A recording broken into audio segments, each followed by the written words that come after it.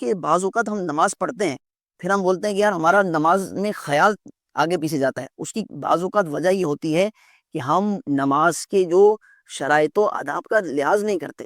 حضرت عمر فاروق اعظم رضی اللہ تعالیٰ عنہ کے بارے میں آتا ہے کہ آپ نے اس شخص کو دیکھا نماز پڑھ رہے ہیں. بولا فرمایا کہ تم نے جو نماز پڑھی یہ پہلے سے تم پڑھتے آ رہے ہو اسی طرح؟ بولا شروع سے میں اسی انداز سے پڑھ رہا ہوں.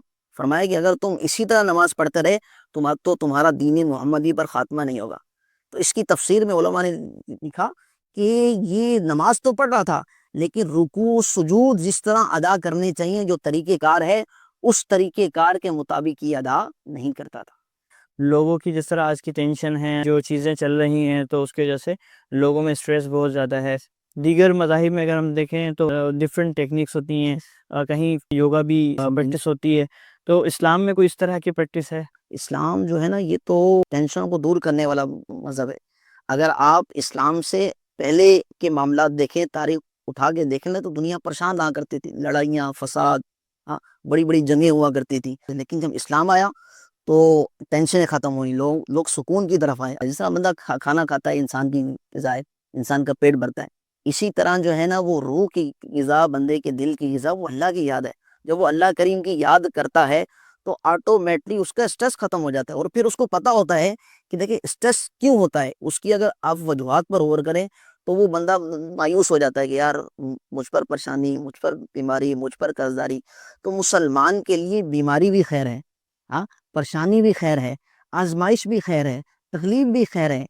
میں اور آپ میں سے یہ بات میں کوئی گارنٹی نہیں دے سکتے کہ ہمارا جو سانس اندر ہے باہر آئے گا کہ نہیں، جو باہر ہے وہ اندر جائے گا نہیں. یہ تو زندگی ہے، اس میں اسٹریس کیوں؟ سب سے پہلا کیا حکم ہے؟ فرض. کیونکہ یہ قرآن و حدیث سے واضح ہے. واجب کا، سنت کا درجہ بعد میں ہے، فرض کا حکم تو بالکل قطعی ہے. جو اس کا انکار کرے گا نماز کا وہ دار اسلام سے خارج ہو جائے گا. ایک شخص جو تھا وہ ایک محلے میں گیا، اس نے راشن بانٹا اور لوگوں سے تصویریں کھنچوائی، چلا گیا. ہر سال اس کا یہی معاملہ تھا. ایک سال جو ہے وہ آیا واپسی، ایک گھر میں اس نے دستک دی تو اس کے چھوٹے بچے نکلے. بولا ہم جو ہے نا وہ آپ کا راشن نہیں لیں گے. بولا دراصل مسئلہ یہ ہے کہ آپ نے جو ہے نا وہ سوشل میڈیا پہ جو ہے نا وہ تصویریں ڈال دی تھیں اور اس کی وجہ سے جو ہے نا ہم اسکول میں جاتے تو ہمارے بچے دوست ہم پہ ہنستے ہیں کہ یار دیکھو زکوٰۃ کا مال اور یہ صدقے کا مال جو ہے نا کھاتے ہیں. تو دیکھ عزت نفس کسی کی مجروح کرنا کتنی جو ہے نا وہ بری بات ہے.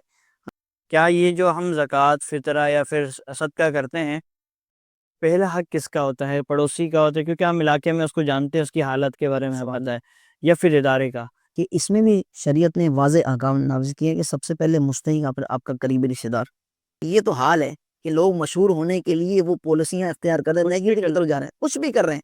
یار استغفر اللہ، اپنی عورتوں کو مارکیٹ میں لے ہیں جو ویسے ابھی جو فیملی بلونگ کرتے ہیں، استغفر اللہ، ایسے ایسے کام، الامان والحفیظ.